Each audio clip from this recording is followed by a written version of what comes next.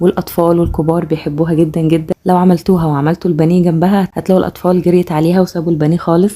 تقدروا تعملوها وتاكلوها مع مكرونه او تحطوها في سندوتشات وتبقى سندوتشات جاهزه زي اللي بنجيبها من بره. وكمان تقدروا تستخدموها في الكريب وفي البيتزا، ليها الف استخدام وطعمها حلو جدا وكلنا بنحبها. بس قبل ما نبتدي، لو اول مره تشوفوني انا نسرين، متنسوش تعملوا لايك وشير واشتراك في القناه عشان يوصلكوا كل الفيديوهات اللي بعملها. متنسوش تشوفوا باقي الفيديوهات اللي عملناها مع بعض قبل كده. يلا بينا نبتدي الطريقه.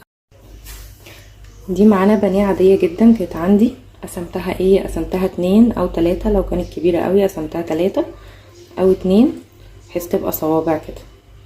يعني هي كانت متقطعه تقطيعه البانيه الرفيعه. تقدروا انتوا بقى لو عندكم الصدور اللي هي ما بتبقاش متقطعه تقطعوها اتخن لو انتوا عايزين. بس قطعناها 2 أو 3 كده وغسلتها. وهنعمل التتبيله دلوقتي. هنحتاج 5 معالق دقيق